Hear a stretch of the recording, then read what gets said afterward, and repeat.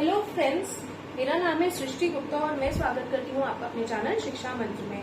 दोस्तों, आज हम डिस्कस करेंगे पंचायती राज सिस्टम। इसके ऊपर आपको 2 से 3 वीडियोस मिलेंगी जिसमें हम इस पूरे पंचायती राज सिस्टम को समझेंगे। पर आज की वीडियो में हम इसकी हिस्ट्री और बेसिकली पंचायती राज सिस्टम क्या है, क्यों है, कहाँ से डेवलप हुआ, इन सब चीजों के बारे में डिस्कस करेंगे। सो हम अपनी वीडियो को बिना टाइम वेस्ट करे हुए स्टार्ट करते हैं। हम लोग डिस्कस करेंगे पंचायती राज सिस्टम और बिगनिंग से ही मैं आपको समझाऊंगी कि पंचायती राज सिस्टम होता क्या है। देखिए, पंचायती राज सिस्टम बेसिकली है क्या, ये एक 3 टियर सिस्टम है। 3 टियर सिस्टम होने का मतलब है कि 3 भागों में हमने इसे बांट रखा है पंचायती राज सिस्टम को। ये 3 टियर सिस्टम है किसका? Of our Indian administration, of Indian administration.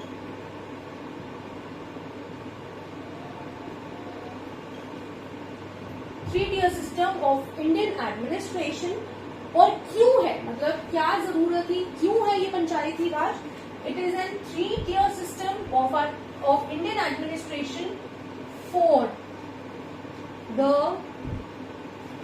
Rural development, for the rural development. So basically अगर मैं आपको सिंपल वर्ड में समझाऊं कि पंचायती राज सिस्टम है क्या, ओके। सो पंचायती राज सिस्टम एक वो सिस्टम है जो हमने अपने इंडियन एडमिनिस्ट्रेशन में बनाया है। ये 3 टियर सिस्टम है और क्यों बनाया है? रूरल डेवलपमेंट के लिए। रूरल डेवलपमेंट से अगर हम बात करें तो बेसिकली अगर सिंपल वर्ड में बात करें तो rural development means the development of the villages, the remote areas, जहां पर हम लोग रेगुलर बेसिस पे नहीं जा पाते, जहां पर इतनी मॉडर्नाइजेशन नहीं होती या बेसिक फैसिलिटीज नहीं होती। I will not talk about modernisation, rather I would say कि बेसिक फैसिलिटीज भी नहीं होती। बिजली, पानी, प्रॉपर एजुकेशन और प्रॉपर मेडिकल फैसिलिटीज, ये सब चीजें भी नहीं वहां मिल पाती। तो इन सब चीजों को वहां तक पहुंचाने और उनको मदद करने के लिए सबसे ज्यादा इम्पोर्टेंट क्या है? पंचायती राज सिस्टम। अब आप ये सोच सकते हैं ये कहाँ से स्टार्ट हुआ, ये कैसे हुआ? पंचायती राज सिस्टम एक लीगल सिस्टम है, ये हमारी कॉन्स्टिट्यूशन में रिटन है। और ये लीगल सिस्टम कब बना, कैसे बना, इसके बारे में बात करते हैं। पहले हम थोड़ी सी इसकी हिस्ट्री के बारे में बात करते हैं कि पंचायती राज सिस्टम कहाँ कहाँ पर है, कहाँ से स्टार्ट हुआ था, किसने इसे ज्यादा महत्व दिया और कैसे कैसे ये बदला और हमारे कॉन्स्टिट्यूशन में कब इनकॉर्पोरेट हुआ। डेफिनेटली पंचायती राज सिस्टम हमारे सिस्टम में at the time of building of constitution नहीं था, यानी कि जब हमने कॉन्स्टिट्यूशन लिखना शुरू किया था, Panchayati Raj system was not there in our constitution. हमने उस समय में पंचायती राज को अपने कॉन्स्टिट्यूशन में नहीं लिखा था, ये बाद में आया था। और उसका सबसे बड़ा रीजन यही था कि हम समझना चाहते थे कि इसको किस तरीके से बनाया जाए कि वो कभी भी स्टॉपेज ना आए या कभी भी हमें प्रॉब्लम नहीं हो, हम वेगली बना दें और बाद में हम उस प्रॉब्लम्स को डील करें। इसीलिए हमने समय लेके इसको बाद में अपने सिस्टम में इनकॉर्पोरेट किया था। अब बात करते हैं थोड़ी सी इसकी हिस्ट्री की। Will talk about the history of Panchayati Raj. देखिए, पंचायती राज की जो हिस्ट्री है वो बहुत पुरानी है, वो बेहद पुरानी है। और किस समय से पुरानी है ये मैं आपको बताती हूँ। पंचायती राज बेसिकली शुरू हुई थी चोला टाइम पीरियड से। चोला डायनेस्टी से पंचायती राज सिस्टम का शुरुआत हुई थी, ओके। चोला डायनेस्टी के टाइम से पंचायती राज की शुरुआत हुई थी। उस समय में चोला डायनेस्टी के जितने भी राजा थे उन्होंने पंचायती राज को बहुत महत्व दिया था। देखिए, अगर मैं आपको अगर मैं आप लोगों को एक बार समझाऊं कि चोला डायनेस्टी के टाइम से पंचायती राज था और बेसिकली पंचायती राज है क्या। पंचायती राज का बेसिक मतलब है 5 जनों का ग्रुप जो अपने एरिया के लोगों के लिए बेहतर काम करने की कोशिश करता है और करता है, सिंपल। सो पंचायती राज में होते कौन है? 1 मेंबर हेड, जिसको हम क्या बोलते हैं? हेड ऑफ पंचायत, ठीक है। और इनको बेसिक नाम कौन सा दिया गया है? सरपंच। इनको नाम क्या दिया गया है? सरपंच। इनके अंतर्गत 4 और आदमी काम करेंगे। आदमी in the sense it could be a lady also. But should be above 18 years old. Okay, ये होता है पंचायती सिस्टम। ठीक है, ये लोग मिलके जो इनका एक विलेज होगा, मान लीजिए एक विलेज है जिसका नाम है विलेज ए। ओके, और इसमें लोग कितने रहते हैं, total 100 members are living in this village A. तो इन 100 जनों के लिए काम कौन करेंगे, ये 5 लोग, और ये 4 जो भी काम करेंगे इनको हेड करेगा कौन, ये सरपंच। ठीक है, और ये 5 लोग आएंगे कहां से, they all these 5 people will come directly from this village A only. मतलब मैं ये नहीं करूंगी कि मैं कोई विलेज जेड है और वहां से मैं विलेज ए के लिए पंचायत लेके आऊंगी, नहीं, ऐसा नहीं होगा। The panchayat is always from that village only जिसके बारे में वो है। ठीक है, अगर हम विलेज ए की बात करें तो वहीं की पंचायत होगी, वहीं के लोग होंगे, और वहीं के लोगों से हम 4 जनों को हेड बनाएंगे, और उन 4 जनों के भी ऊपर एक हेड बनाया जाएगा जिसका नाम होगा सरपंच, और ये 5 जनों का ग्रुप मिलकर काम करेगा डेवलपमेंट में विलेज ए। सिंपल, ये एक कॉन्सेप्ट था पंचायती राज का जो चोला सिस्टम के टाइम पीरियड में चलता था। ठीक है, अब इसी के अंतर्गत सब चीजें आती थी, क्योंकि चोला टाइम पीरियड जब आप पढ़ेंगे तो ये एक चीज के लिए और बहुत फेमस थे, वॉज द टैक्सेस। ये टैक्सेस के लिए बड़े फेमस थे चोलास, कि ये टैक्सेस इनके कम से कम 400 टाइप के टैक्सेस थे। अगर आप चोला टाइम पीरियड को पढ़ेंगे तो 400 टाइप के टैक्सेस इन्होंने लगाए थे। सो उस टाइम में उनके लिए ये बड़ा इंपॉर्टेंट था, because this sarpanch was the head. उसका काम होता था देखना कि विलेज ए में कौन कितना कमा रहा है, कौन कितना टैक्स पे कर रहा है, कौन टैक्स नहीं पे कर रहा है, और जो भी बेसिक नेसेसिटीज है, बेसिक प्रॉब्लम्स है, वो यही सरपंच हेड करते थे। चोला रूलर के पास सिर्फ ये सरपंच जाएंगे, ये पूरे 4 लोग नहीं जाएंगे, ये पूरा 100 जनों का गांव वहां चोला रूलर के पास नहीं जाएगा। Okay, so the sarpanch was the head. अगर किसी ने टैक्स नहीं पे किया है तो वो जाके उधर बताएगा, and then the action will be taken against the person जिसने टैक्स नहीं पे किया। So this was the very basic system जो चोला डायनेस्टी से स्टार्टअप हुआ था। ओके, अब ये धीरे धीरे उस समय में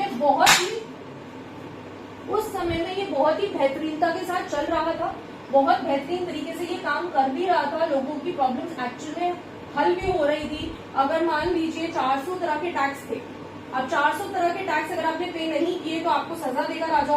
तो उस टाइम में 400 टैक्स को आम आदमी को समझने में प्रॉब्लम होती थी, तो ये सरपंच है, ये जो पंच होते थे, ये लोग लोगों को मदद करते थे उन टैक्सेस को समझने में, और क्या क्या बेनिफिट्स राजा ने निकाले उन सबको समझने में ये लोग मदद करते थे। ओके, सो चोला टाइम पीरियड तक ये बहुत अच्छे से वर्क कर रहा था, it was on the height. ठीक है, प्रॉब्लम कहाँ से शुरू हुई, प्रॉब्लम शुरू हुई प्री इंडिपेंडेंस। अब यहां से चलते चलते हम पहुंचते हैं प्री इंडिपेंडेंस। इंडिया की प्री इंडिपेंडेंस टाइम पीरियड में हम 2 चीजों के बारे में अलग अलग तरीके से पढ़ेंगे। One was the British rule.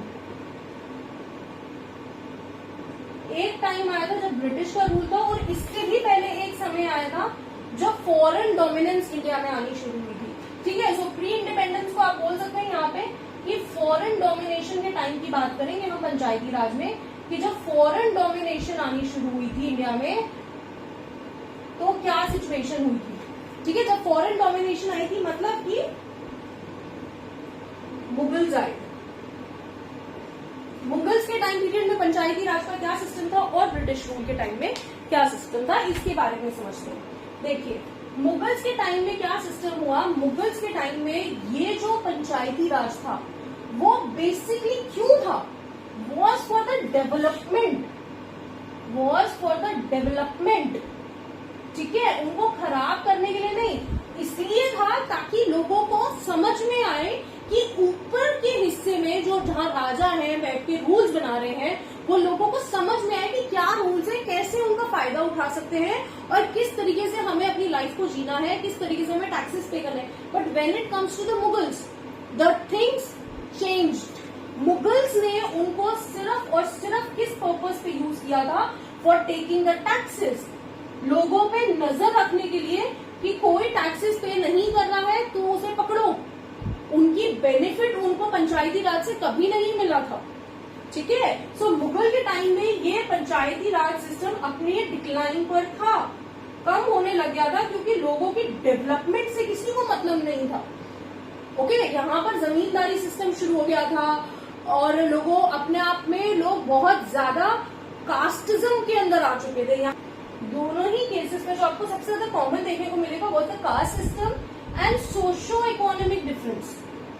Socio economic difference ये आपको इन दोनों ही टाइम पीरियड में देखने को मिलेगा, क्योंकि कास्ट सिस्टम जो है वो मुगल के टाइम में भी स्टार्ट था।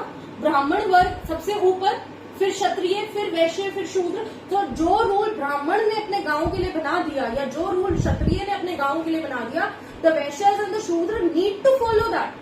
डजंट मैटर उन्हें पसंद आ रहा है या नहीं आ रहा। और सिमिलरली जब हम मूव करते हैं ब्रिटिशर्स के टाइम पीरियड में, सो ब्रिटिशर्स की सिचुएशन अलग थी। उन्हें caste system, socio economic difference से प्रॉब्लम नहीं थी। उन्होंने सिर्फ क्या किया, अपने ऑफिशियल्स लगा दिए। मतलब जो हमारा एक और कॉन्सेप्ट मैंने आपको शुरू में बताया कि जो 5 लोग होंगे, the sarpanch and the 4 head, वो उसी गांव के होंगे। लेकिन जब ब्रिटिशर्स आए थे उन्होंने वो कॉन्सेप्ट ही हटा दिया था। उन्होंने सरपंच किसको बनाया, अपने ऑफिसर्स को बनाया। सो डेफिनेटली कोई अगर प्रॉब्लम इंडियन से रिलेटेड है जो उन्हें सॉल्व करनी चाहिए, वो उसको सॉल्व नहीं करते थे। उन्हें कोई फर्क नहीं पड़ता था कि किसी के बीच में झगड़ा हो गया, हमें उसे सॉल्व करना चाहिए, लोगों के लिए आसान हो, या अगर वहां किसी जगह में पानी नहीं आ रहा या खेती नहीं हो रही तो उसे सॉल्व किया जाए। ऐसा कुछ नहीं करते थे वो लोग। The thing they could do was just collecting the taxes. कहाँ पर कौन सी खेत, कौन सी फसल उगानी है, इस पे उनका ध्यान होता था। उन्हें उससे कोई मतलब नहीं होता था कि अगर वो फसल उगने के बाद जगह बंजर हो जाएगी या बारिश नहीं हुई तो लोगों के पास पैसा नहीं आया, उनकी फसलें खराब हो गई तो वो टैक्स नहीं दे पाएंगे। इससे उनके ऑफिशियल्स को कोई मतलब नहीं होता था। ऑफिशियल्स, द सरपंच, कोई मतलब नहीं रखते थे। वो लोग को सिर्फ उनको रियून करना होता था, just give us the tax, ताकि हमारी कंपनी इजीली वर्क कर सके। सो आप देख सकते हैं पंचायती राज सिस्टम जो चोला डायनेस्टी में अपने राइज पर था, अपने बूस्ट पे था, वो प्री इंडिपेंडेंस टाइम पीरियड में फॉरेन डोमिनेशन होने की वजह से मुगल्स और ब्रिटिशर्स का इंडिया में राज शुरू हुआ। और दोनों ही केसेस में हमने सबसे ज्यादा पंचायती राज का क्या देखा, डिक्लाइन देखा। और ये डिक्लाइन के अगर आप 2 रीजन समझना चाहें तो there were 2 reason. One was the caste system. एक कास्ट सिस्टम ऐसा था जो वहां पर आया था और जिसकी वजह से ये सब प्रॉब्लम्स शुरू हुई थी। जो हिंदू धर्म के अंदर जो वर्ग बांट दिए गए थे, ब्राह्मण ऊपर, क्षत्रिय नीचे, वैश्य नीचे और शूद्र नीचे, जो ये कास्ट सिस्टम बना था, that was a problem. Upper caste हमेशा कोशिश करती थी लोअर कास्ट को दबाने की। सोशो इकोनॉमिक डिफरेंस की बात करें तो अमीर गरीब का जो एक फर्क आया था, क्योंकि सरपंच है, हमारे पास बहुत बड़ी जमीन है, हम बहुत बड़े जमींदार हैं, तो हमारे नीचे आने वाली सारी लेबर क्लास को हम रूल करेंगे और वो लोग को हम इल ट्रीट भी कर सकते हैं। हम उनको एज ए सर्वेंट ट्रीट कर रहे हैं और हम उनको बहुत ही बुरी हालत में रख रहे हैं। लोअर वेज रेट हम उन्हें दे रहे हैं, मैक्सिमम वर्क हम उनसे ले रहे हैं। ये सोशो इकोनॉमिक डिफरेंस में आने लगा था। ठीक है। So it was very simple history of Panchayati Raj system. हालांकि ये टाइम पीरियड पंचायती राज सिस्टम का कब तक चला, प्री इंडिपेंडेंस पीरियड का। कब पंचायती राज सिस्टम में एक बहुत बड़ा डिफरेंस आया था, जब इंडिया को इंडिपेंडेंस मिली। जब इंडिया को इंडिपेंडेंस मिली थी तो जवाहरलाल नेहरू जी का और गांधी जी का मानना था कि Panchayati Raj system is the best system for India. क्यों बेस्ट सिस्टम है? Because it has a lot of diversity. ठीक है। पंचायती राज सिस्टम का होना उतना ही जरूरी है क्योंकि हमारी इंडिया में जितनी ज्यादा डाइवर्सिटी है, हम एक एक गांव, एक एक जमीन, एक एक जिले तक नहीं पहुंच सकते हैं। हमारी सरकारें वहां तक नहीं पहुंच सकती, क्योंकि अगर आप देखने जाएंगे तो इंडिया में लाखों गांव है और उसमें कितने लोग रह रहे हैं and they have different kind of problems. तो आप उन तक नहीं पहुंच सकते अगर आपके पास पंचायती राज सिस्टम नहीं है। सो अगर हम आफ्टर इंडिपेंडेंस की बात करें, सो आफ्टर इंडिपेंडेंस जो था वो स्टार्टअप हुआ था। ओके। अब स्टार्ट कहां से हुआ था ये मैं आपको समझा रही हूं। Now we are moving towards independence.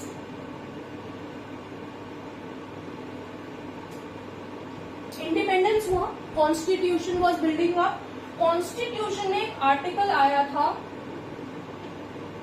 Article 40।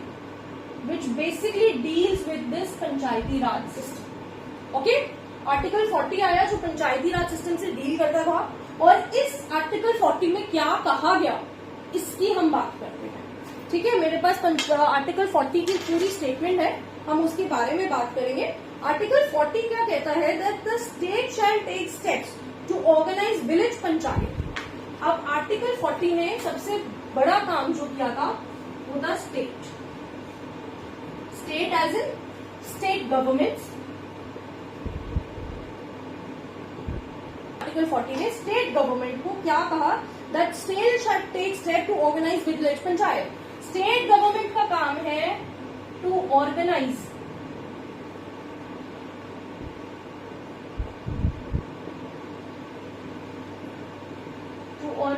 Village panchayat. ठीक है, और ना सिर्फ ऑर्गेनाइज करना, एक अथॉरिटी उनको देना, एक पावर उनको देना, एक रिस्पॉन्सिबिलिटी पंचायत को देना, ताकि वो अपने गांव की डेवलपमेंट कर सके और उस डेवलपमेंट के दौरान उन्हें कोई भी प्रॉब्लम फेस ना करनी पड़े। ये काम किसको दिया गया, ये काम स्टेट गवर्नमेंट को दिया गया आर्टिकल 40 के अंडर। आर्टिकल 40 के अंदर कहा गया कि स्टेट गवर्नमेंट का काम है, ये फर्ज है स्टेट गवर्नमेंट का, रिस्पॉन्सिबिलिटी है स्टेट गवर्नमेंट की कि वो विलेज पंचायत को ऑर्गेनाइज करेगी, उनको कुछ अथॉरिटी भी देगी, उन्हें कुछ पावर्स भी मिलेंगी, उनको प्रॉपर बजट भी मिलेगा स्टेट गवर्नमेंट से, ताकि वो अपने गांव की डेवलपमेंट कर सके, वो अपने विलेज की डेवलपमेंट कर सके। और उसके अंदर अगर वो किसी भी प्रॉब्लम को फेस करते हैं तो उस प्रॉब्लम को सॉल्व करना भी किसका काम होगा, स्टेट गवर्नमेंट का। ये किसने लिखा, आर्टिकल 40 में। इंडिपेंडेंस के बाद जब हमने कॉन्स्टिट्यूशन डेवलप किया तो आर्टिकल 40 में स्टेट गवर्नमेंट को ये ड्यूटी दी गई थी। ओके, बट क्या करें, प्रॉब्लम क्या शुरू हुई स्टेट गवर्नमेंट की कि क्या करें, क्योंकि यहाँ पर सिर्फ ये बोला गया कि ऑर्गेनाइज अ विलेज पंचायत। अब किस तरीके से उसे ऑर्गेनाइज किया जाए, क्या अथॉरिटीज उसको दी जाए, क्या पावर दी जाए, कितना बजट दिया जाए, किस तरीके से ये पंचायत वर्क करेगी, इस पंचायत के ऊपर कौन हेड होगा स्टेट गवर्नमेंट का, जो ये देखेगा कि ये सब मिलने के बाद भी वो अच्छा काम कर रहे हैं नहीं कर रहे हैं, ये सब कैसे देखा जाएगा। तो ये बहुत बड़ा प्रॉब्लम था स्टेट गवर्नमेंट का कि वो कैसे करेगी ये सब। ओके, सो एक प्रॉपर स्ट्रक्चर जो था पंचायती राज का वो हमारे कॉन्स्टिट्यूशन में इस आर्टिकल 40 में मेंशन नहीं था। अब क्या किया जाए, अब उस प्रॉब्लम को ओवरकम करने के लिए ये जो एक लूप होल हमारे कॉन्स्टिट्यूशन में उस समय में रह गया, क्योंकि हम लोग we were designing our constitution, इस समय सिर्फ एक रिस्पॉन्सिबिलिटी दी गई। ठीक है, एक रिस्पॉन्सिबिलिटी, एक डीपीएसबी जिसे हम कहते हैं, डायरेक्टिव प्रिंसिपल्स दिए गए स्टेट गवर्नमेंट के लिए कि ठीक है, डायरेक्टिव प्रिंसिपल्स के अंदर हमने उन्हें मेंशन कर दिया कि भाई आप ये सब काम करिए, पर किस तरीके से कीजिए, क्या स्ट्रक्चर होना चाहिए, उसके लिए काम किया गया। उसके बाद ये आर्टिकल 40 आया, स्टेट गवर्नमेंट स्टार्टेड वर्किंग। कुछ गवर्नमेंट्स ने बहुत बेहतर काम करके दिखाया, कुछ गवर्नमेंट्स में इतनी बेहतरीनता से काम नहीं हो पाया। तो फिर उसके बाद क्या हुआ, कुछ कमेटीज बिठाएंगे, सेंट्रल गवर्नमेंट ने कुछ कमेटीज का गठन किया। ठीक है, कुछ कमेटीज का गठन किया गया, उनको बुलाया गया, उनको बोला गया कि आप रिसर्च करें, आप समझें कि कहाँ क्या प्रॉब्लम आ रही है, और अगर कोई प्रॉब्लम आ रही है तो उन पे आप रिकमेंडेशंस दीजिए ताकि हम काम कर सकें। सो ऐसी 4 कमेटीज बन के आई थी हमारे सेंट्रल गवर्नमेंट की तरफ से समय समय पर। सबसे पहली कमेटी आई थी बलवंत राय मेहता कमेटी। बलवंत राय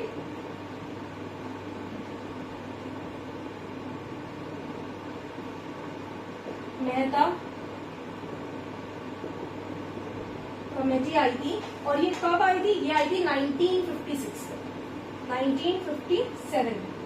ठीक है, हमारी आजादी होने के ठीक 10 साल बाद 49 में हमारा कॉन्स्टिट्यूशन रेडी हुआ था, 50 में हमने उसे अप्लाई कर दिया था। कॉन्स्टिट्यूशन अप्लाई होने के 7 साल बाद में ये कमेटी आई, बलवंत राय मेहता कमेटी। और ये आप याद रखिएगा, it's a very good GK question कि बलवंत राय मेहता जी को हम father of our Panchayati Raj भी कहते हैं। Balwant Rai Mehta is the father of our Panchayati Raj system. Okay, क्योंकि ये पहली कमेटी थी जिसने बहुत ही बेहतरीन रिकमेंडेशंस दिए थे जो हमें अपने पंचायती राज सिस्टम को रिवाइव करने के लिए बहुत महत्वपूर्ण थे। ये कमेटी आई, इन्होंने बहुत से अच्छे रिकमेंडेशंस दिए पंचायती राज के लिए। फिर उसके बाद सेकंड कमेटी को बिठाया गया जो इसमें और ज्यादा आगे बढ़कर काम करे, was the Ashok Mehta committee. Was the Ashok Mehta committee, ठीक है। अशोक मेहता कमेटी आई, ये आई थी 1977 में। ओके, ये 57 में आई। 20 इयर्स तक इनकी रिकमेंडेशंस पे काम किया गया। 20 साल एक तरीके से ये कह सकते हैं उनकी रिकमेंडेशन और आर्टिकल 40 को मिला के काम किया गया। और जो भी चीजें हमारी रह गई, जो आगे हमें प्रॉब्लम्स आ रही थी, उन प्रॉब्लम्स को भी ओवरकम करने के लिए हम दूसरी कमेटी लाए थे, अशोक मेहता कमेटी 1977 में। अब 1977 में एक नई कमेटी आई, इन्होंने भी अपनी रिकमेंडेशंस को दिया। ओके,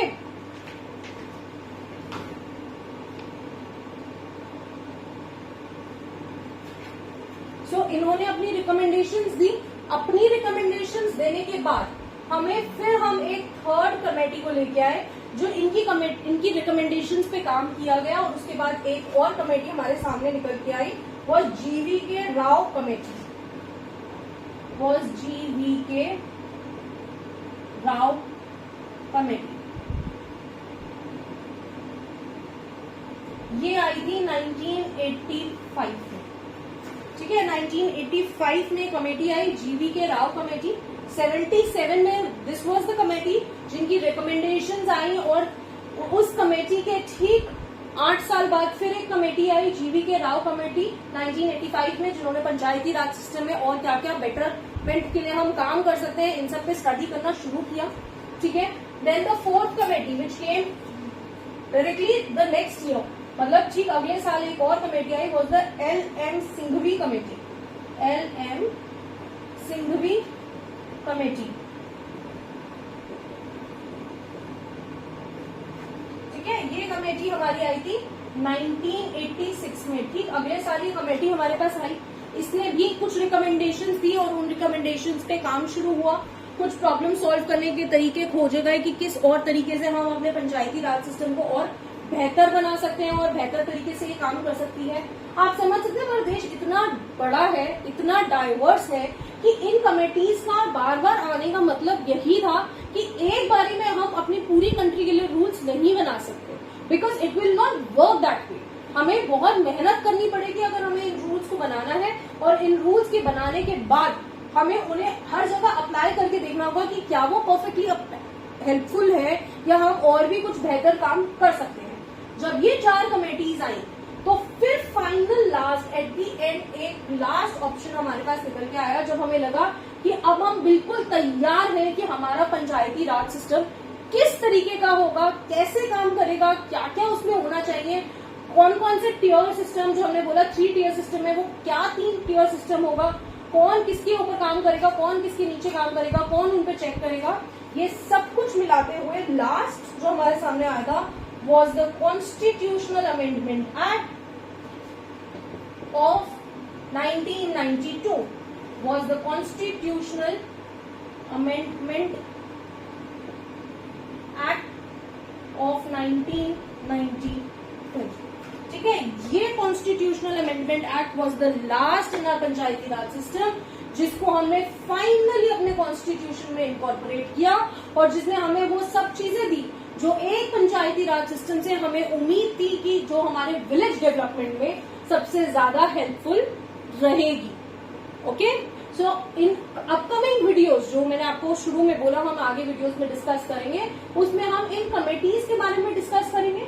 इन कमेटीज के क्या क्या रिकमेंडेशंस हमारे पास आए थे, हमने किस तरीके से उन पे काम किया, क्या लूप होल्स हमें मिले जो हम नेक्स्ट कमेटी के टूवर्ड्स मूव किया, फिर उसके अंदर हमें क्या रिकमेंडेशंस मिले, और इस तरीके से करते करते हम 4 कमेटीज डिस्कस करेंगे। And in our last video we are going to discuss about the constitutional amendment act 1992 which was very very important to understand this panchayati raj system in our country, which is very good and very effective. Okay, I hope आपको हमारा ये video informative लगा होगा। हमारी ऐसी ही और videos देखने के लिए हमारे चैनल पे बने रहें और भी कुछ आप हमारे वीडियोस में उम्मीद रखते हैं या आपको पर्टिकुलर टॉपिक देखना चाहते हैं तो प्लीज हमें कमेंट सेक्शन में जरूर बताएं। Thank you for watching our video. Have a great day.